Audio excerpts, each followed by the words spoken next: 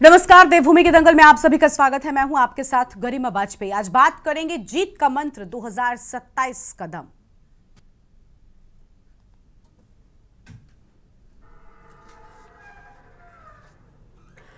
उत्तराखंड कांग्रेस प्रभारी कुमारी शैलजा लगभग 1.5 साल बाद कल उत्तराखंड के दौरे पर पहुंची। उन्होंने कांग्रेस मुख्यालय में पार्टी के वरिष्ठ नेताओं के साथ बैठक कर संगठनात्मक गतिविधियों व कार्यक्रमों की रणनीति पर चर्चा की। उनके दौरे से पार्टी नेताओं व कार्यकर्ताओं में उत्साह देखने को मिला।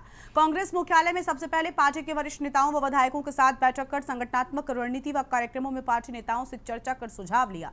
इसके बाद संगठन सृजन कार्यक्रम के तहत जिला स्तर पर नियुक्त पर्यवेक्षकों व पार्टी पदाधिकारियों के साथ बैठक की। बैठक में सह प्रभारी सुरेंद्र शर्मा, प्रगट सिंह, प्रदेश अध्यक्ष करण महाराज समेत पार्टी के सभी वरिष्ठ नेता व विधायक भी मौजूद हैं। बीजेपी ने भी अपने संगठन सृजन की तैयारी पूर्ण कर ली है, जिसकी इसी सप्ताह घोषणा कर दी जाएगी। प्रदेश की दोनों मुख्य पार्टियां 2027 में होने वाले विधानसभा के चुनाव में कोई भी कोर कसर छोड़ना नहीं चाहती हैं। आज इसी पर करेंगे विस्तार से चर्चा। उससे पहले ये रिपोर्ट देखिए।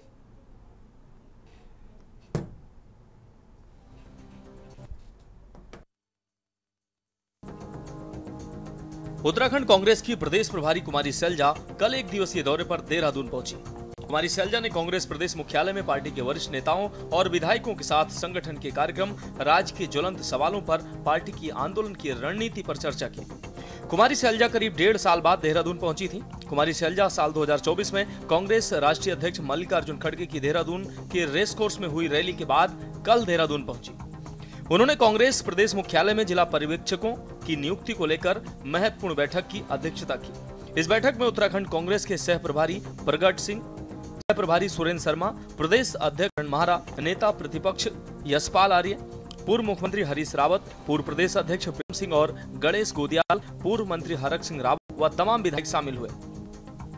कुमारी शैलजा ने बताया कि कांग्रेस पार्टी के संगठन सृजन के कार्यक्रम को लेकर यह महत्वपूर्ण बैठक हुई है। उन्होंने बताया कि कुछ राज्यों में संगठन के सृजन कार्यक्रम पूरे हो चुके हैं, जिनके अच्छे परिणाम आए हैं। सितंबर में कार्यक्रम से जुड़े पर्यवेक्षक उत्तराखंड दौरे पर आएंगे। हर जिले के लिए शीर्ष नेतृत्व ने एक पर्यवेक्षक की नियुक्ति की है। उनके साथ उत्तराखंड कांग्रेस के तीन पर्यवेक्षक हर जिले में जाएंगे। पर्यवेक्षक प्रत्येक जिलों में 10 दिन रहकर लोगों और विभिन्न संगठनों के साथ बातचीत करेंगे। इस दौरान वह पार्टी कार्यकर्ताओं और नेताओं के साथ प्रत्याशियों को लेकर चर्चा भी करेंगे और अपनी रिपोर्ट तैयार करके AICC को भेजेंगे। उन्होंने बताया कि पर्यवेक्षकों की रिपोर्ट के आधार पर चर्चा करके हर जिले में जिला अध्यक्षों की नियुक्ति की जाएगी। उन्होंने कहा कि यदि कोई संगठन के लिए मजबूती के साथ काम कर रहा है तो उन्हें कंटिन्यू भी किया जा सकता है, जबकि कुछ जिलों में बदलाव भी किया जा सकता है। कुमारी शैलजा का कहना है कि कांग्रेस नेता राहुल गांधी और राष्ट्रीय अध्यक्ष मल्लिकार्जुन खड़गे ने भी इच्छा जताई है कि नए लोगों को संगठन से जोड़ा जाए ताकि संगठन में नई ऊर्जा का संचार हो सके। उन्होंने त्रिस्तरीय पंचायत चुनाव में बीजेपी पर सत्ता बल और धन बल के दुरुपयोग करके पंचायतों में कब्जा किए जाने का आरोप लगाया। उन्होंने कहा कि बीजेपी की इन हरकतों से कांग्रेस को भविष्य में चौकन्ना होने का मौका मिल गया है, इसलिए आने वाले समय में जिला, ब्लॉक, मंडल स्तर पर संगठन को और मजबूत किया जाए।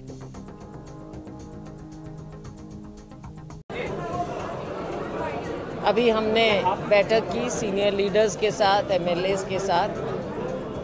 जो हमारा संगठन सृजन का कार्यक्रम है उस अभियान के बारे में सबको अवगत कराया है। कुछ राज्यों में ये हो चुका है, उसके अच्छे परिणाम आए हैं और आज हमने यहाँ से सभी लोगों को अवगत कराया है इसके बारे में। शीघ्र ही 2 तारीख से हमारे पर्यवेक्षक आएंगे। हमारी AICC द्वारा हर ज़िले में AICC का एक पर्यवेक्षक होगा और उनके साथ साथ राज्य के 3 पर्यवेक्षक हर ज़िले में जाएंगे। ये लोग तकरीबन हफ्ता 10 दिन क्षेत्र में रहकर वहाँ पर लोगों से और जो बनना चाहते हैं उन प्रत्याशियों से बात करेंगे, विभिन्न संगठनों से बात करेंगे, पार्टी के लोगों से, कार्यकर्ताओं से, नेताओं से, सबसे बात करेंगे और अपनी रिपोर्ट तय करके केंद्र में ये अपनी रिपोर्ट देंगे। देखिए, निश्चित रूप से देखिए प्रदेश प्रभारी जब भी यहाँ आते हैं तो कार्यकर्ताओं में जोश का संचार होता है, उत्साह का संचार होता है और मनोबल बढ़ाने का काम एक प्रदेश प्रभारी का होता है, समन्वय स्थापित करने का काम होता है। जो दिल्ली का हमारा हाईकमान है और प्रदेश का हमारा नेतृत्व है, उनके बीच में समन्वय स्थापित करने का काम होता है। और क्योंकि हम चुनाव में जाने वाले राज्य हैं, तो ऐसे में कार्यकर्ताओं के साथ संवाद बहुत जरूरी था। यहाँ संगठन सृजन कार्यक्रम की शुरुआत करने के लिए, लोगों को उनकी ड्यूटीज बताने के लिए, कौन किस जिले में जाएगा, किस तरह से कार्य प्रणाली होगी, क्या रोड मैप होगा, वो सारे दिशा निर्देश उन्होंने दिए। पहली उनकी बैठक जो है हमारे प्रदेश के शीर्षस्थ नेताओं के साथ और विधायकों के साथ हुई, जिसमें गहन मंथन हुआ।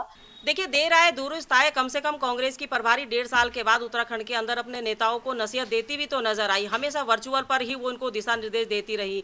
खैर, ये उनके संगठन का मामला, इस पर हम ज़्यादा नहीं बोलेंगे, लेकिन कहीं ना कहीं प्रदेश की जो कांग्रेस है वो फेलियर है। उनके अध्यक्ष अपनी कार्यकारिणी नहीं बना पाते, इसी के लिए हस्तक्षेप करा है उन्होंने। और दिल्ली से राहुल गांधी जी की टीम के पर्यवेक्षक बनकर के यहाँ आएंगे तो आप समझ सकते हैं कि उत्तराखंड के अंदर कांग्रेस की क्या हालत है। रही बात आज अगर भारतीय जनता पार्टी की मैं बात करूं तो भारतीय जनता पार्टी के अंदर संगठन भी मजबूत है और संगठन के कार्यकर्ता भी लगातार लोगों के बीच में जनहित के कार्यों को धार देने का काम करते हैं। वहीं उत्तराखंड में बीजेपी संगठन अपनी नई टीम की घोषणा करने जा रहा है। प्रदेश कार्यकारिणी की टीम को लेकर फाइनल लिस्ट तैयार हो चुकी है, जिसकी महज घोषणा होना बाकी है। उत्तराखंड में इन दिनों राजनीतिक सरगर्मियां तेजी से सुर्खियां बटोर रही हैं। राजनीतिक उठापटक की चर्चा के बीच उत्तराखंड में बीजेपी अपनी नई कार्यकारिणी की घोषणा करने जा रही है। इसी सप्ताह ये घोषणा की जा सकती है। संगठन की नई टीम की घोषणा के बाद सरकार के स्तर पर भी कुछ बदलाव देखने को मिल सकता है। आपको बता दें कि बीते दिनों उत्तराखंड के सभी वरिष्ठ नेताओं की दिल्ली में बैठक हुई थी, जिसमें सभी वरिष्ठ नेताओं ने हिस्सा लिया। बताया जा रहा है कि दिल्ली में हुई इस हाई लेवल बैठक में कई महत्वपूर्ण विषयों पर चर्चा हुई। बीजेपी की प्रदेश कार्यकारिणी की घोषणा में इसमें चर्चा का केंद्र रही। उत्तराखंड बीजेपी के प्रदेश मीडिया प्रभारी मानवीर सिंह चौहान ने बताया, पार्टी इसी सप्ताह आने वाले 3-4 दिनों में अपनी नई प्रदेश कार्यकारिणी की घोषणा करने जा रही है। उन्होंने बताया कि दिल्ली में हुई बैठक में प्रदेश संगठन की नई टीम को लेकर सभी चर्चाएं पूरी हो चुकी हैं। प्रदेश कार्यकारिणी की टीम को लेकर फाइनल लिस्ट भी बन चुकी है। इसमें कुछ थोड़ा बहुत बदलाव जरूर हो सकते हैं। आदरणीय प्रदेश अध्यक्ष की जो नई टीम बननी है भारतीय जनता पार्टी के पूरे प्रदेश की, वो जल्द ही बनने वाली है। इसको लेकर के सभी जो हमारे वरिष्ठ नेतागण हैं और प्रभारी हैं, सबकी बैठक भी हो चुकी है। नाम पर विचार भी कर लिए गए हैं और केंद्रीय नेतृत्व की सहमति पर जल्दी, मुझे लगता है इसी सप्ताह प्रदेश की टीम की घोषणा कर दी जाएगी। और पंचायत चुनाव के कारण थोड़ा इसमें विलम्ब हुआ है, लेकिन जिस प्रकार से कांग्रेस पार्टी में 3-4 सालों से उनके प्रदेश अध्यक्ष अपनी टीम की घोषणा नहीं कर पाए, वो भी एक विचारणीय विषय है कांग्रेस पार्टी के लिए, क्योंकि कांग्रेस पार्टी के पास कार्यकर्ता विहीन हो गई है, पदाधिकारी विहीन हो गई है और जिस तरह से उनका द्वंद्व जो चल रहा है आपस में, वो भी एक इसका कारण हो सकता है। अच्छा, ये भारतीय जनता पार्टी और कांग्रेस अपने संगठन को बढ़ाने के लिए उन्होंने जो घोटाले किए हुए हैं, पैसों के माध्यम से अपने संगठन को बढ़ाने का प्रयास कर रहे हैं। लेकिन अब उत्तराखंड की जनता ये समझ गई है कि ये संगठन जो झूठे फ्रेब के आधार पर वो संगठन बनाता है, पैसे के आधार पर बनाते हैं, तो वो जब चलने वाला नहीं है। उत्तराखंड क्रांति दल का संगठन ग्राम स्तर पर बन रहा है, ब्लॉक स्तर पर बन रहा है और हम उसको जिले स्तर पर उसका विस्तारीकरण कर रहे हैं। इस बार संगठन में हमारे उत्तराखंड के जो मूल निवासी हैं, वो संगठन खुद स्वयं हमारे तरह आकर बना रहे हैं। उत्तराखंड का क्रांति दल का जो संगठन है वो बहुत सशक्त संगठन बनने वाला है। कांग्रेस संगठन सृजन कार्यक्रम को लेकर प्रदेश में बीते लंबे समय से संगठन को नया रूप देने की जद्दोजहद की जा रही थी, जिसके बाद शीर्ष नेतृत्व ने संगठन को मजबूत करने के लिए संगठन सृजन कार्यक्रम की शुरुआत भी की है। पार्टी को अब कैडर बेस्ड पार्टी बनाने की दिशा में काम किया जा रहा है। ये कार्यक्रम उसी का रूप है। इस कार्यक्रम के तहत पर्यवेक्षक जिलों में जाकर करीब 2 से 2.5 हजार लोगों से संवाद करेंगे और कम से कम 7 या अधिक से अधिक 12 दिन वहां रहेंगे। उसके बाद पर्यवेक्षक एक आंकड़ा AICC को भेजेंगे। नए जिलाध्यक्ष के लिए ऐसे व्यक्ति का चयन किया जाएगा जो सभी मापदंड पूरा करता है। कांग्रेस संगठन को मजबूत किया जाएगा। वहीं भाजपा का भी दावा है कि इसकी जरूरत सिर्फ कांग्रेस को ही है। भाजपा पार्टी पहले से ही चुनावी दंगल को लेकर तैयार है। अब देखना होगा सभी पार्टियों के दावे आने वाले समय पर जीत का स्वाद चखने में कितना कामयाब होंगे। Uttarakhand desk report.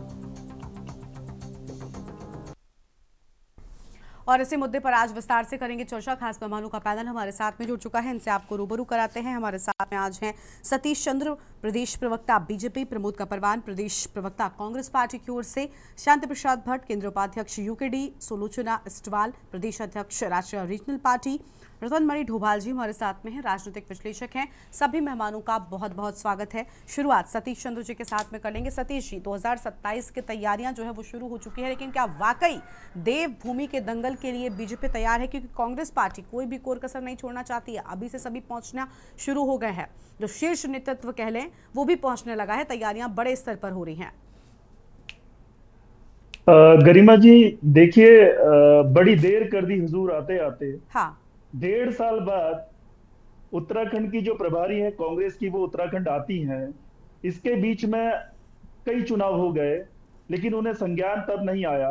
लेकिन आज जब 1.5 साल बाद वो आती हैं, हाँ, तो कांग्रेस पार्टी बोलती है कि वो एक नई ऊर्जा भरने आई हैं। तो मुझे लगता है कि ये ऊर्जा पहले भी भर देती तो आज कांग्रेस की जो दुर्दशा है प्रदेश में जो चुनाव में हुई है वो नहीं होती। और मैं ये कहना चाहता हूँ गरिमा जी, हाँ, कि प्रदेश की प्रभारी 1.5 साल बाद आती हैं। उत्तराखंड में आपदाओं का दौर चल रहा है। 1 सेकंड 1 मिनट के लिए भी वो थराली और धराली आपदा के बारे में कुछ नहीं बोलती हैं। उनके जो वहां पे लोगों की जानें गई हैं, उनके लिए 2 मिनट का मौन नहीं रखती है वो पार्टी, और वो राजनीति करना चाहती है उत्तराखंड में। तो मुझे समझ नहीं आता है कि कांग्रेस कहाँ की राजनीति कर रही है, उत्तराखंड की या कहीं और की। और जो महिला जो यहाँ की प्रभारी बन के आई हैं, वो खुद हरियाणा में अपने मतभेद के कारण हरियाणा में जो चुनाव हुए वहां कांग्रेस की दुर्दशा कर देती है, और यहाँ वही प्रभारी के रूप में आके अगर कांग्रेस को आगे पहुंचा सकती है 2027 के चुनाव में, तो ये तो किसी के गले उतरता नहीं है। और कांग्रेस को मुझे लगता है संगठन की जरूरत है भी नहीं गरिमा जी। अच्छा, आप प्रदेश संगठन की तो उनको कोई जरूरत कभी रही नहीं। हाँ, आप देखिए प्रदेश की इकाई आज करण मेहरा को प्रदेश अध्यक्ष बने हुए 4 साल होने को आए हैं, अभी तक ये प्रदेश की इकाई नहीं बना पाए, और ये जिलों की इकाई बनाने की बात करते हैं। इनके जो चुनाव जब उपचुनाव होते हैं तो जो इनके प्रत्याशी होते हैं बिना प्रदेश संगठन के जानकारी में आए सीधे दिल्ली भेज दिए जाते हैं प्रत्याशियों के नाम, और वहां से फाइनल होके आते हैं। जो मयूख मेहर जो इनके पिथौरागढ़ से विधायक हैं, उनकी जो भतीजे की पत्नी है उसको बागी के तौर पे वो चुनाव लड़वाते हैं निकाय के, और उन्हीं के पति को जो मयूख मेहर हैं वो राष्ट्रीय टीम में सम्मिलित कर देते हैं। प्रदेश संगठन की इतनी शिकायत होने के बाद भी जब वो दिल्ली में हमारे इनके प्रदेश अध्यक्ष जब उनकी शिकायत करते हैं, उसके बावजूद भी दिल्ली का संगठन जो इनका केंद्रीय संगठन है वो मयूख मेहर के भतीजे को राष्ट्रीय टीम में जगह दे देता है। तो प्रदेश संगठन की इनको जरूरत है कहाँ? प्रदेश संगठन तो एक खाली औपचारिकता मात्र है। और आप खुद देखिए, अनुशासन जो भी पार्टी आगे बढ़ती है अनुशासन के दम पे बढ़ती है, अनुशासित कार्यकर्ताओं के दम पे बढ़ती है। इनका अनुशासन है कहाँ? अनुशासन अगर होता तो इनके एक विधायक जो वर्तमान में विधायक हैं वो बोलते हैं कि कुंडल झुमका पहलवान है हमारा प्रदेश अध्यक्ष। जब प्रदेश अध्यक्ष के लिए इस तरह की टीका टिप्पणी चल रही है, यानी आपको लगता है कि अभी भी पार्टी अपनी ही समस्याओं से जूझ रही है और अभी उतनी मजबूती है नहीं? खैर, कांग्रेस पार्टी के प्रवक्ता निश्चित तौर पे गरिमा जी शैलजा जी जो आई है प्रभारी के तौर पे, वो प्रीतम राग को संभालेंगी, हरीश राग को संभालेंगी, और अब तो एक नया राग आ गया हरक सिंह रावत राग। ये कितने रागों को संभालेंगी अब वो तो आने वाला वक्त ही बताएगा। ठीक है, चलिए हम लौटेंगे आपके पास में। कांग्रेस पार्टी के प्रदेश प्रवक्ता अभी जोड़ नहीं पाए हैं, जब वो जोड़ेंगे उनके साथ जरूर हम आपके जो बातें आपने उठाई उस पर जवाब लेंगे। और एक चीज़ हम आपको करेक्ट करना चाहेंगे, हमारे साथ में आज राष्ट्रीय और रीजनल पार्टी की ओर से शिव प्रसाद सेमवाल जी हैं। माफ़ी चाहेंगे सेमवाल साहब, बहुत स्वागत आपका। जानकारी नहीं थी मुझे, कुछ गलती हुई। वापस से शुरुआत करते हैं, अन्य मेहमानों को भी जोड़ेंगे। शांति प्रसाद भट्ट जी हमारे साथ में हैं। शांति प्रसाद जी, अभी देखिए सियासी दलों ने चुनाव को लेकर कमर कस ली है, लेकिन क्या वाकई इन चीज़ों को ओवरकम कर पाएंगे? जो कमियां थी अपने अपने दल, क्या इससे ओवरकम कर पाएंगे? यूकेडी किस हद तक तैयार है, उनका क्या कुछ स्टैंड है? और आपको लग रहा है कि इन दोनों दलों के बीच में जो रस्साकसी शुरू हो गई है, क्या वाकई कोई बड़ा बदलाव आएगा वाकई चुनावों में, या ऐसे ही चलने वाली है गाड़ी?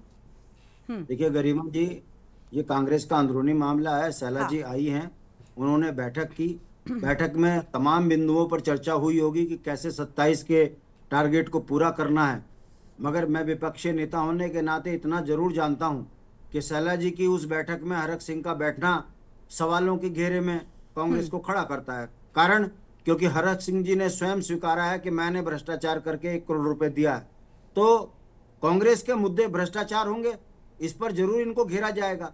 कांग्रेस की अंदरूनी हालत कितनी खराब है कि जिस राज्य का प्रदेश अध्यक्ष बैकफुट पर हो और भाजपा से आया हुआ मंत्री फ्रंट फुट पे खेलकर जिस तरीके के बयानबाजी कर रहे हैं, उससे बड़ा स्पष्ट होता है कि दोनों राष्ट्रीय पार्टियों का मुख्य एजेंडा भ्रष्टाचार है और इसी भ्रष्टाचार के तहत ये उत्तराखंड की जनता को लूटने का प्लान बना रहे हैं। यदि ऐसा नहीं है तो करण मेहरा का कोई ऐसा बयान नहीं आया है कि हरक सिंह ने जो भ्रष्टाचार स्वीकारा है उसका कांग्रेस से कोई लेना देना नहीं।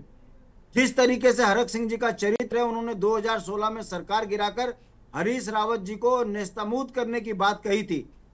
तो क्या इसकी पुनरावृत्ति अब समझा जाए कि अब हरक सिंह जो है भारतीय जनता पार्टी के लिए जिस तरीके के बयान दे रहे हैं, तो क्या ये भूल गए कि 16 में कांग्रेस का क्या दुर्गति हरक सिंह ने करी थी? गरिमा, कहने का मतलब है हम बार बार कहते हैं कि दोनों राष्ट्रीय पार्टियों का एजेंडा उत्तराखंड में भ्रष्टाचार के अलावा कुछ नहीं है।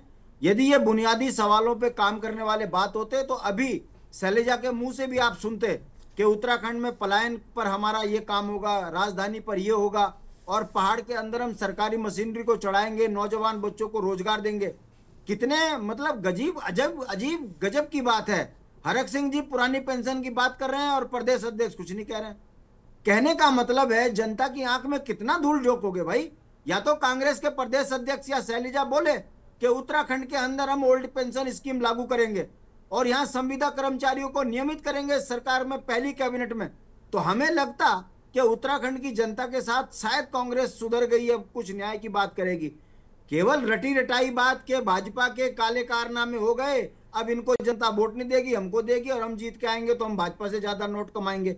इस मानसिकता से यदि शैलजा आई हैं तो मुझे लगता है ये इनको गलतफहमी है। क्षेत्रीय दल के नेता होने के नाते इन दोनों पार्टियों के भ्रष्टाचार को हम समय समय पर खोलते रहे हैं, चुनाव में मुद्दा बनाएंगे और भारतीय जनता पार्टी के काले कारनामे के साथ साथ कांग्रेस का जो चरित्र भाजपा को मदद करने का है, हम ये भी जनता को बताएंगे।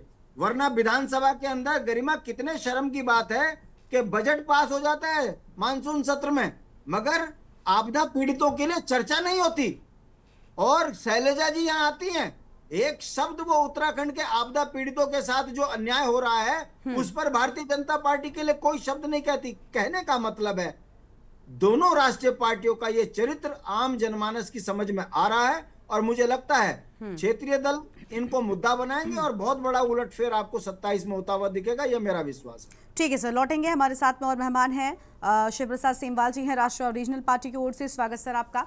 शिव प्रसाद जी, राष्ट्रीय और रीजनल पार्टी की क्या तैयारियां हैं? सभी दलों ने कमर कस ली है। अभी काफी अच्छे से शांति प्रसाद जी की ओर से कांग्रेस पार्टी के स्टैंड को लेकर कहा गया। जो तैयारी हो रही है और वर्तमान में जो चीजें प्रदेश में चल रही हैं, दो अलग अलग चीजें हैं। क्या वाकई कांग्रेस उतनी तैयार है या बाकी के दल जितनी तैयारी कर रहे हैं उतनी आपको लगती कि 27 के लिहाज से काफी है?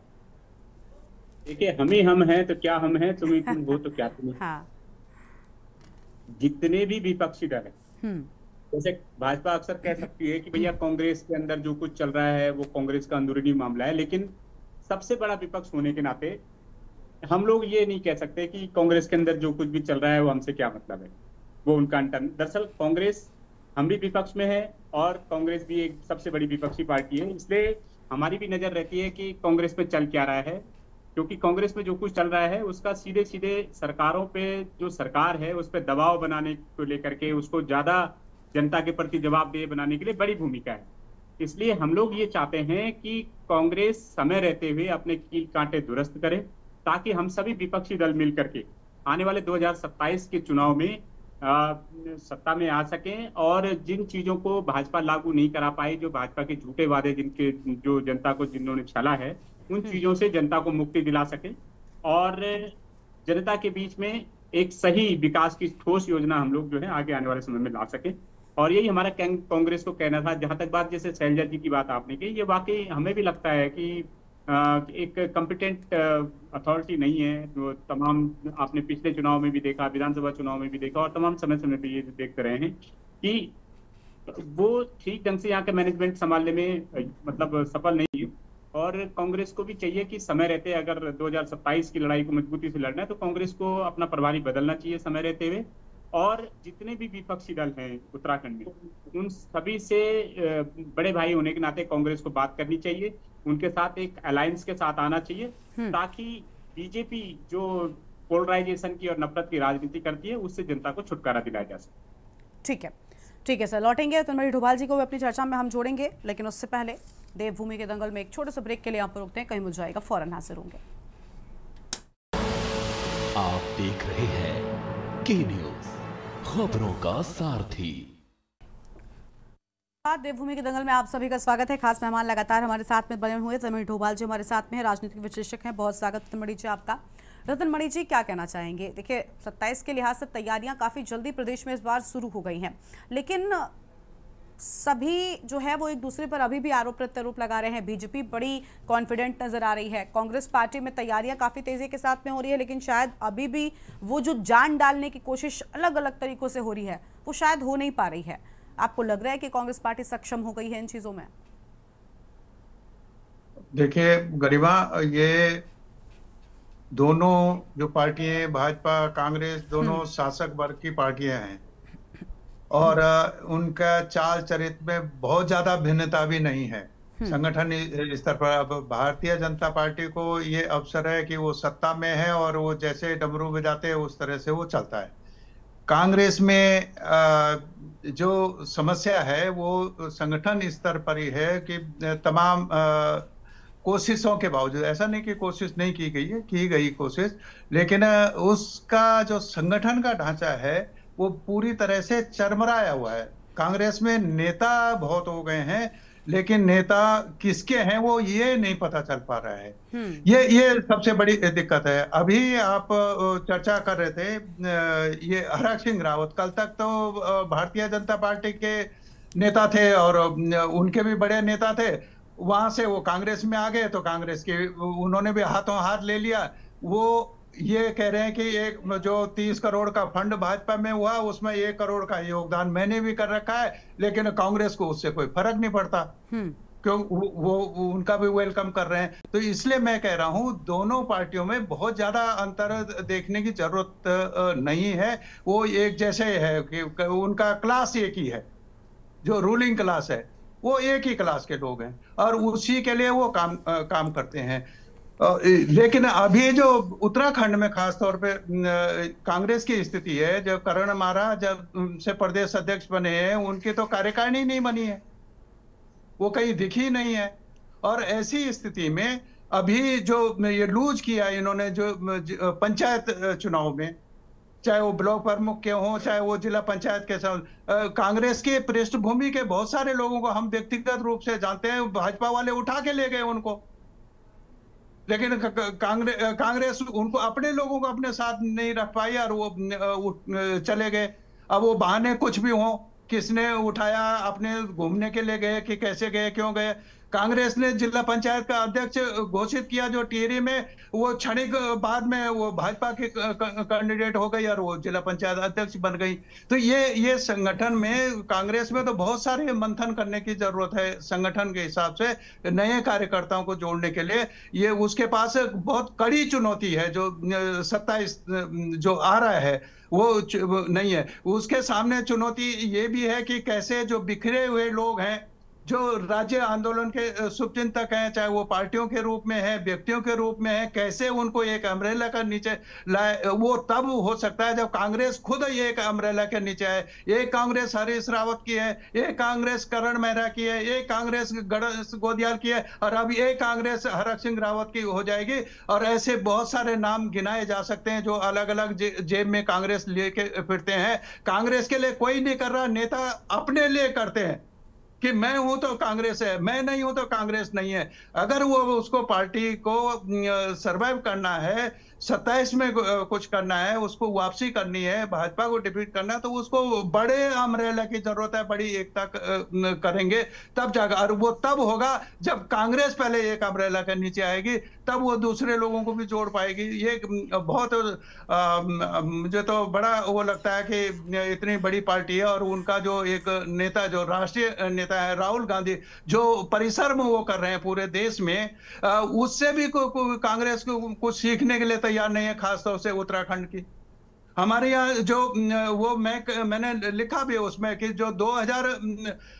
जो 25 में राहुल गांधी आवाज उठा रहे हैं, वो तो हरिद्वार में हम तो 2012 में उठा चुके हैं वो आवाज। यहाँ का जो प्रत्याशी है कि किस तरह से एक घर में 250 वोट बना दिए गए थे, और वो कोर्ट में भी मामला गया, कोर्ट ने 6000 वोटों को हटाने का भी आदेश दिया, लेकिन उसके बाद भी कांग्रेस आज भी उन वोटर लिस्टों को देखने के लिए तैयार नहीं है, क्योंकि उनका ऑफिस ही नहीं है, इतनी बड़ी पार्टी का वो ऑफिस काम नहीं कर रहा है।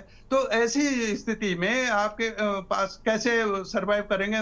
मुझे तो ऐसा लगता है, क्योंकि वो तो पैसे के बल पर लड़ रहे हैं, वो तो पैसा बहा रहे हैं, दारू बहा रहे हैं, गाड़ियां दे रहे हैं, घोड़ा कर रहे हैं, सब कुछ कर रहे हैं, और आर्थिक रूप से भी कांग्रेस की स्थिति बहुत मजबूत नहीं है, क्योंकि संगठन नहीं है। तो ये उनके लिए चिंता की बात हो सकती है। और अभी तो उन्होंने बताया बहुत कुछ क्या भारतीय जनता पार्टी इतनी बड़ी विश्व की बड़ी पार्टी है, उनका तो राष्ट्रीय अध्यक्ष नहीं बना अभी तक। ऐसा भी नहीं है, वो निराशाजनक भी बात नहीं है, ये कांग्रेस को समझना, वो ये भी बात लोगों को नहीं बता पा रही है, ये दिक्कत वाली बात है। ठीक है, लौटेंगे आपके पास में। आशीष जी हमारे साथ में जुड़ चुके हैं, बहुत स्वागत आपका आशीष जी। कांग्रेस पार्टी की ओर से हैं आशीष जी, थोड़ा देरी से जुड़े। आशीष जी क्या कहना चाहेंगे? कांग्रेस पार्टी की बड़ी बैठक है हम कह लें, क्योंकि जिस तरीके से शैलजा जी ने आकर बैठक ली, बहुत सारे लोगों का ये कहना है कि संगठन में वो बात नहीं है, उतनी मजबूती नहीं है। किसके हैं? अभी रतन मणि जी को आपने सुना पहले, बाकी मेहमानों को तो आप नहीं सुन पाए। वो दर्द अभी भी कांग्रेस झेल रही है, जो संगठन में अलगाव हुआ करता था उसको लेकर अभी भी सवाल कांग्रेस पर उठ रहे हैं। कितनी भी कोशिश कांग्रेस कर, से तैयारियां बड़े स्तर पर हो रही हैं, बहुत अच्छी बात है, विपक्ष का मजबूत होना भी जरूरी है, लेकिन आखिर वो मैसेज, वो संदेश क्यों नहीं आ पा रहा? एक बूस्टअप जो कार्यकर्ताओं में होना चाहिए वो क्यों नहीं आ पा रहा है? क्या वजह है आखिर? देखिए, आपकी जो सवाल है मैं इससे पूरी सहमति रखता हूँ, और डोभाल जी ने जो मुद्दे उठाए और जो बात कही कि कांग्रेस पार्टी में ऐसा होना चाहिए था, वो उससे मैं दोनों चीजों से बिल्कुल पूरी 100% सहमत हूँ। इसलिए क्योंकि कांग्रेस के एक नेता ए.के. एंटनी जी ने एक रिपोर्ट दी 2003 में कि कांग्रेस संगठन में सुधार के लिए क्या कार्य करने चाहिए, क्योंकि तभी 2004 में सरकार बनी केंद्र में, तो वो जो सुधार के कार्यक्रम थे वो नहीं हो पाए, और 2018 में संगठन सृजन के नाम से एक नई सिस्टम कांग्रेस पार्टी ने अपने अंदर खड़ा किया, जिसमें कलेक्टिव राय के साथ, यानी सभी लोगों की राय को शामिल करते हुए बनाया गया। आज हम 10-12 राज्यों में इस काम को पूरा कर चुके हैं, और अब अगला चरण जो चल रहा है वो उत्तराखंड, झारखंड, पंजाब, इन राज्यों में अभी शुरू हुआ है, और धीरे धीरे ये उत्तर प्रदेश में हो चुका है, मध्य प्रदेश में हो चुका है, राजस्थान में हो चुका है, हरियाणा में पिछले 9 साल से 10 साल से संगठन नहीं बन पा रहा था, ना पीसीसी थी ना डीसीसी थे, लेकिन वो सब समस्याएं थी, लेकिन उनका भी समाधान निकाला गया और संगठन को सृजित किया गया है। अब जिलाध्यक्षों की जो नियुक्ति है वो 3 पीसीसी पर्यवेक्षकों, एक एआईसीसी के पर्यवेक्षक, इन सब की राय से हो रही है, और उत्तराखंड में कल इसकी सूची भी जारी हुई, कौन कौन कहाँ का कार्य संभालेगा, और निश्चित रूप से हम बहुत मजबूत संगठन कांग्रेस का खड़ा करने जा रहे हैं पूरे देश में। ये पहली चीज है। दूसरा ये है कि जो आपने अभी बात उठाई है, और डोभाल जी ने भी, और जो अक्सर उठती भी है, हम इससे सहमति इसलिए करते हैं क्योंकि जैसे सहयोगी दल है हमारे, जो एक कॉमन एजेंडा पर हमारे साथ खड़े हो सकते हैं, तो हमें उन सबको भी साथ लेने की जरूरत है। कोशिश ये करने की अधिक से अधिक जो मतों का बिखराव है वो एकजुट हो। संविधान और लोकतंत्र ये 2 शब्द नहीं है, ये पूरी जीवन शैली है। आज आपकी हमारी जो जीवन शैली है, सुबह से उठना, अपने काम को करना, अपने कारोबार को संभालना, ये आज अगर खड़ा हुआ है तो ये देश ने, लोकतंत्र और संविधान ने जो ताकत दी है उससे खड़ा हुआ है। अगर इन 2 शब्दों को और इन 2 व्यवस्थाओं को हटा दिया जाए तो पूरी लूट मार खसोट सब शुरू हो जाएगी, जो हजारों साल से होती रही। हम देश के सभी नागरिकों को समानता का अधिकार, समानता का अवसर, और एक दूसरे को एक जैसे बराबरी के साथ जो देने का काम है, वो जिम्मेदारी भी, और साथ में विकास करना भी। डेवलपमेंट कोई एक मील का पत्थर नहीं है, डेवलपमेंट एक सतत प्रक्रिया है, इसे लगातार चलाया जाएगा। पिछले 10 से 11 साल से जो अंधेरा हिंदुस्तान की राजनीति में छाया है, उसे दूर करने का काम एक कांग्रेस का जो दिया करेगा, उसी का नाम है संगठन सृजन अभियान, जिसमें जिलाध्यक्षों की नियुक्ति भी राष्ट्रीय स्तर से होगी, प्रदेश अध्यक्ष की भी, और जो प्रदेश कार्य समिति बनेगी, इसमें कुछ समय और व्यवधान लग रहा था, जो डोभाल जी ने कहा कि आपसी सहमति नेताओं की नहीं हो पा रही थी। अब उन लोगों को बनाया जाएगा जो लोग कांग्रेस में संगठन में समय भी देंगे और अपने पूरी शक्ति के साथ उस विचारधारा को मजबूत करने का काम करेंगे जिस पर हिंदुस्तान खड़ा हुआ है। तो मैं आपको और आपके दर्शकों के सामने और अपने सभी साथियों को भी विश्वास दिलाऊंगा कि कांग्रेस निश्चित रूप से रिफॉर्म की ओर है। 2018 से चली ये प्रक्रिया आज कांग्रेस संगठन को आंतरिक रूप से बहुत मजबूत कर चुकी है। हरियाणा की हालत और बहुत अधिक खराब थी, वो अब ठीक हुई है, अब सब नई टीम बन के आई है। तो वहां पर आप देखेंगे कि सभी की भागीदारी भी सुनिश्चित होगी, सभी वर्गों की भी। देखिए, हमारे और भाजपा के संगठन में एक मूलभूत अंतर है। भारतीय जनता पार्टी में आज के समय में या तो दूसरे दलों से आए हुए लोग हैं, या फिर उनके लाभार्थी हैं, या फिर वो मुद्रा लोन के डिफाल्टर हैं। आज के ही सुबह में अखबार में छपा कि भारतीय जनता पार्टी ने एक संगठित गिरोह के एक सदस्य को टिकट दिया, पार्षद का पार्षद बनाया। आज जब सुबह एसटीएफ ने उसको अरेस्ट किया है, तब जाकर इनकी आंखें खुली और इन्होंने उस व्यक्ति को सस्पेंड किया। ये तो सीधा मैं जो आरोप लगाता हूं वही तो है कि भाजपा अपराधियों की पार्टी है। आज अपराधियों का, बलात्कारियों का, भ्रष्टाचारियों का संरक्षण हो रहा है। कल की डिबेट में मैंने सतीश जी से पूछा कि हिमांशु चमोली आपके संगठन के प्रदेश पदाधिकारी थे, जरा बताइए ना कांग्रेस में आज 25 साल का, सुनिए एक एक करके, सतीश जी नहीं, सतीश जी बीच में नहीं, सतीश जी बीच में नहीं, प्लीज एक एक करके। आज 25 साल का उत्तराखंड है, अपराधियों को संरक्षण देने का काम कांग्रेस पार्टी ने कभी नहीं किया। हाँ। लेकिन एक सरकार देखिए, जो हिस्ट्री शीटर है उसकी पहचान कोई मैं या कोई दूसरे पार्टी का आदमी तो करेगा नहीं। वो तो पुलिस ने पहचान करी हुई है उसकी, और पहले से चिन्हित अपराधी को आपने पार्षद का टिकट देकर पार्षद बनाया, और आज एक चिट्ठी जारी कर दी कि हमने इनको पदमुक्त कर दिया है। हिमांशु चमोली को भी आपने पदमुक्त किया। हिमांशु चमोली को पार्टी से 6 साल के लिए क्यों नहीं निकाल रहे हैं आप? ऐसी कौन सी संवैधानिक बाध्यता आ गई? तो इसलिए आप कांग्रेस के संगठन पर भारतीय जनता पार्टी जो सवाल खड़ा करती है वो अलग सवाल है। वो केवल हमें एक नीचा दिखाने की दृष्टि से या हमारा चरित्र हनन करने की दृष्टि से हो सकता है, लेकिन जो संगठन की बात की है, जैसे मैंने डोभाल जी ने आज बोला, गरिमा जी की बात मैंने सुनी, शिव प्रसाद जी की बात सुनी, और मैं भट्ट जी की बात तो मैं सुनता ही रहता हूँ। वो निश्चित रूप से सुधार की ओर उठाए गए कदम कैसे हो और सुझाव के रूप में थे। आप आलोचना कीजिए कांग्रेस की, हम विपक्ष में आप कर सकते हैं, क्योंकि सरकार तो आपसे चल नहीं रही है, आप तो कांग्रेस का ही पुतला फूंक सकते हैं। इसलिए मेरा ये कहना है कि उत्तराखंड राज्य को तरक्की करने के लिए आज कांग्रेस की जरूरत है और कांग्रेस को मजबूत होने की जरूरत है। और बिल्कुल, मुझे लगता है अगर कांग्रेस की जरूरत है, कांग्रेस को ही बात लगती है, तो सबसे पहले तो कांग्रेस को खुद को मजबूत, जो आपने बहुत अच्छी बात है आपने ऐड ऑन किया, लेकिन वाकई सख्त जरूरत है। कांग्रेस जितनी जल्दी इस बात को समझेगी उतना अच्छा खुद कांग्रेस के लिए भी हो और प्रदेश या लोकतंत्र के लिए तो खैर है ही है। बाकी के विपक्षी दल भी उतनी ही तैयारी कर रहे हैं। सतीश जी कुछ कह रहे थे, जल्दी से सतीश जी, उसके बाद जाएंगे सेमवाल साहब के पास एक बार फिर से। सतीश जी आप कुछ जवाब दे रहे थे। गरिमा जी, मैं ये कहना चाहता हूँ कि इनके नेताओं में खुद का कोऑर्डिनेशन नहीं है। कोई नेता, वो बात तो आप पहले भी कह चुके हैं, अब उसमें नया क्या है? जी, मैं यही कहना चाहता हूँ। ठीक, आशीष जी प्लीज, आशीष जी। हाँ, हर बार यही इनकी गंदी आदत है बीच में बोलने की। ठीक, आप भी बीच में ही बोल रहे थे, आप भी वही कर रहे थे। मैं यही कहना चाहता हूँ गरिमा जी, जो बात में हिमांशु चमोली का मुद्दा उठा देते हैं, मैं ये कहना चाहता हूँ कांग्रेस अपडेट नहीं रहती क्या? ये पार्टी के कार्यकर्ता भी ऐसे ही लग रहा मुझे, जैसे इनके राष्ट्रीय नेता हैं। ये जो हिमांशु चमोली वाला मैटर है उसमें कोर्ट अपना संज्ञान ले रहा है, पुलिस अपना कार्य कर रही है, सारी चीजें चल रही हैं। तो अब इनको यही बात है ना, जो धरातल के मुद्दे इन्हें उठाने नहीं है, जिन मुद्दों पे सरकार कार्य कर चुकी है वही मुद्दे उठाते हैं, इसीलिए जनता पे विश्वास नहीं बना पाते। ठीक है, ठीक, चलिए लौटेंगे।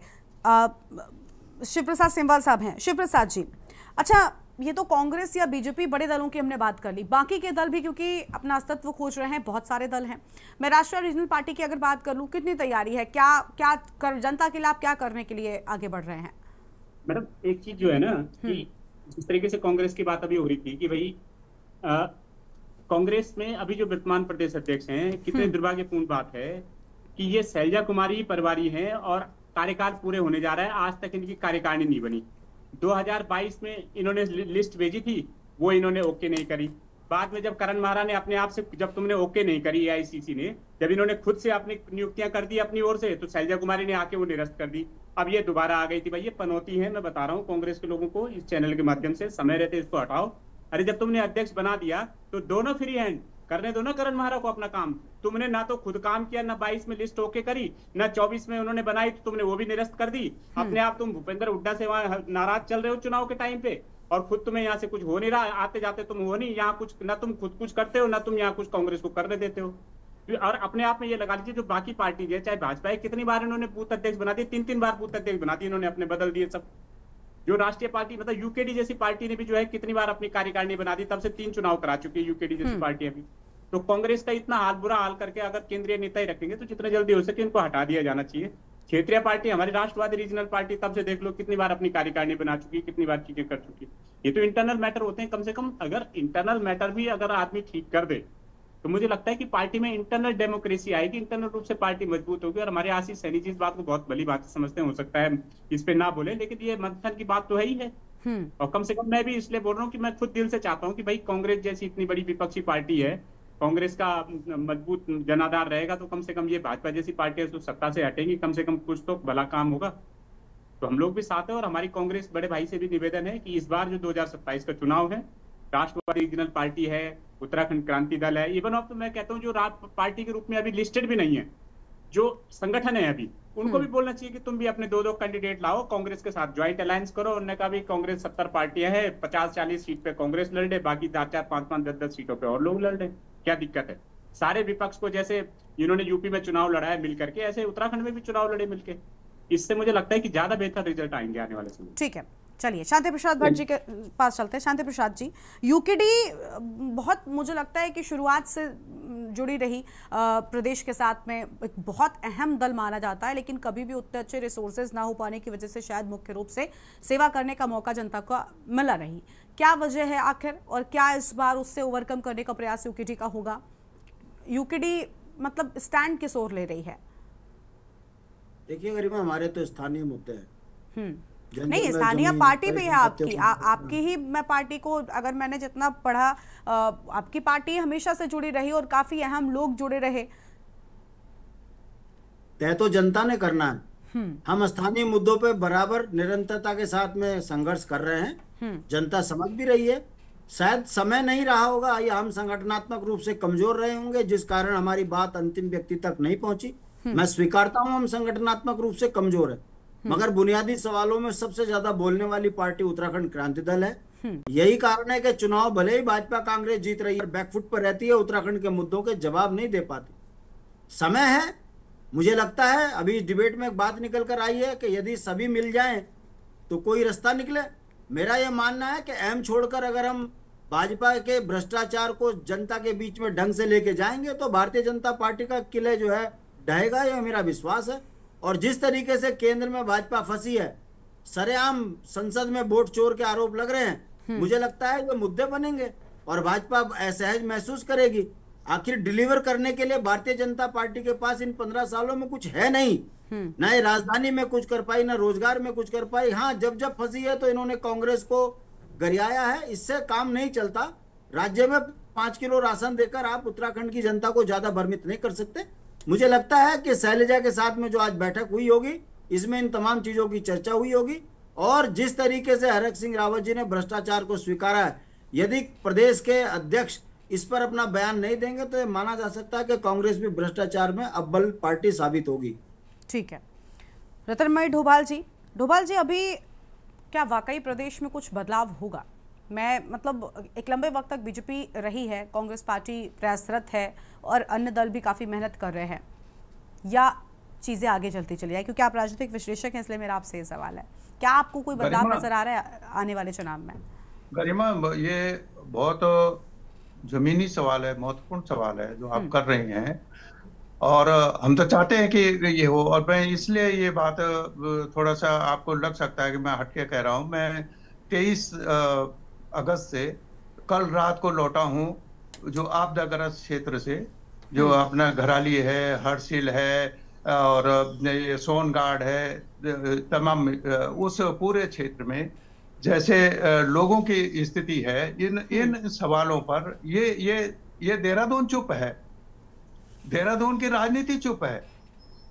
तो ये जो चुप्पी है लोगों के सवाल पर, उत्तरकाशी से लेके गंगोत्री तक पूरा 100 किलोमीटर में मैंने जब लोगों से पूछा तो एक होटल व्यवस्था कि यहाँ पर जिस ढंग से मैं समझना चाहता था कि ये क्यों हुआ। हम यहाँ पर जो बोलते हैं, लोगों का ये कहना है कि ये एक तो सरल बात है कि अनियोजित रूप से विकास हो रहा है, दूसरा ये कहना है कि ये सरकार का भीड़ इकट्ठा करना यहाँ पर, अब चाहे यमुनोत्री हो, चाहे गंगोत्री हो, चाहे केदारनाथ हो, चाहे बद्रीनाथ हो, ये जो भीड़ का जो प्रेशर आ रहा है और जो यहाँ एसी गाड़ियां आ रही हैं, ये सरकार के पास पब्लिक ट्रांसपोर्ट की कोई व्यवस्था नहीं है, कोई लिमिट नहीं है कि वहां पर एक समय में कितने लोग जा सके। इनको आंकड़े दिखाने हैं कि हमने इतने लोगों को यात्रा करा दी, चाहे वहां लोगों के वहां खाने के लिए पैसे ना मिले हों।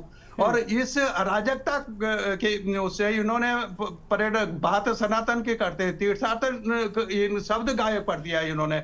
अभी भी इसी बजट में अंतरिम बजट है जिसमें 50 करोड़ रुपए रखा पर्यटन के लिए, तीर्थाटन का नाम नहीं लेते हैं। और हालांकि मैं धार्मिक आदमी नहीं हूं, लेकिन इस सबके बावजूद ये प्रदेश में अगर चला आया तो धार्मिक पर्यटन के तीर्थाटन के नाम से प्रदेश को जाना जाता है, और वो उस नाम को ही खत्म करने पे तुले में उसकी कोई गुंजाइश नहीं है। और इतनी गैस, इतना एसी और प्राइवेट जो वाहन है वहां जा रहे हैं बड़े बड़े, उससे जितना ये कार्बन डाइऑक्साइड छोड़ रहे हैं उसका नतीजा है ये जो अभी जो त्रासदी हुई है, खीर गंगा हो चाहे हर्ष वैली हो, हर्ष ये जो हर्षिल का जो तेल घाट उसको बोलते हैं, और जो ये वहां पर खीर गंगा है, ये इनका श्रीकंठ में ऊपर जो लगभग 600-8,000 फीट ऊपर है, दोनों का स्रोत एक ही है।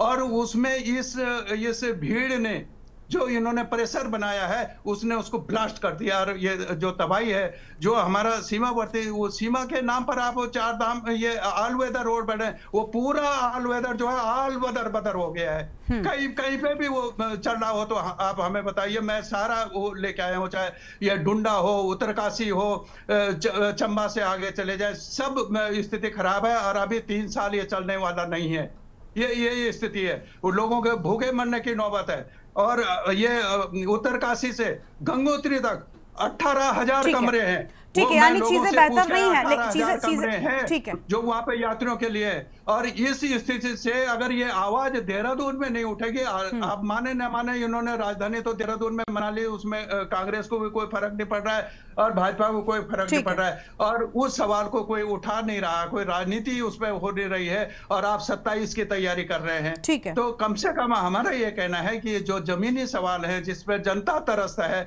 खाली दिखावे के लिए भाजपा भी उठा सकते हैं। हम नहीं कह रहे हैं कि वो भी राजनीति, वो लोग भी उत्तराखंड के ही हैं, और वो उनके दर्द के साथ वो खड़ा होना, खाली हेलीकॉप्टर पे घुमाओ और अस्त व्यस्त कर देते हैं हेलीकॉप्टरों में, वहां जाके तमाम लोगों को इधर बाधा करते हैं। ये तो देहरादून में बैठ के करने का काम है।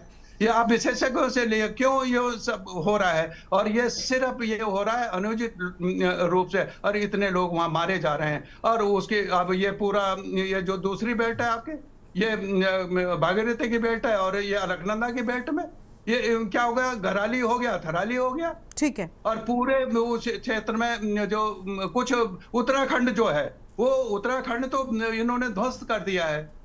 अब 3 जिलों में आप घूमते रहिए। ठीक है सतीश चंद्र जी से अब हम जवाब ले लेंगे। सवाल है इसलिए मैं ये रख रहा हूँ। सतीश जी आपने सुना, बहुत सारी बातें हैं, और उनका कहना है कि नहीं, कुछ बदलाव जरूर होना चाहिए।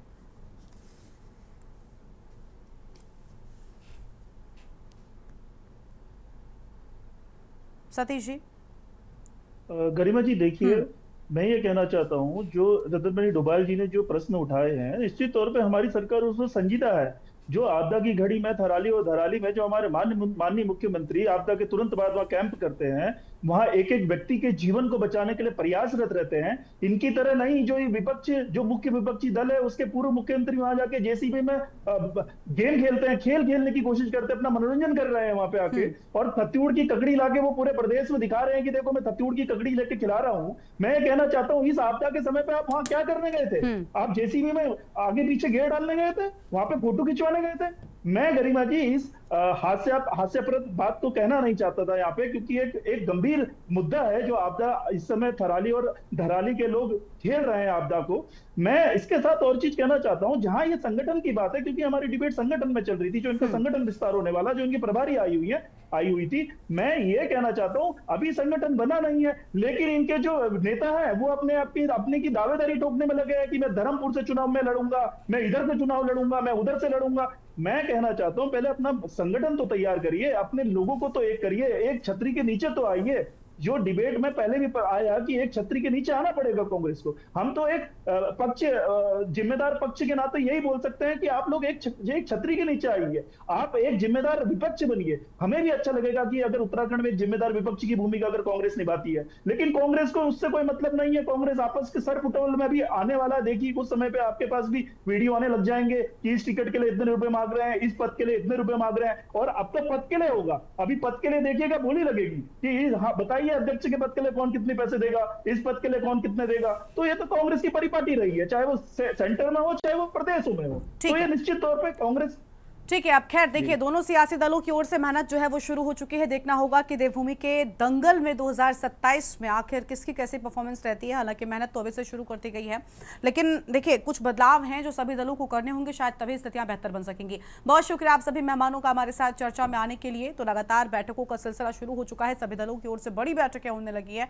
अब देखना होगा कि आखिर अपने अपने दलों को मजबूती कैसे दिलाते हैं। देवभूमि के दंगल में इतना ही। आप देखते रहिए के न्यूज़ इंडिया। नमस्कार।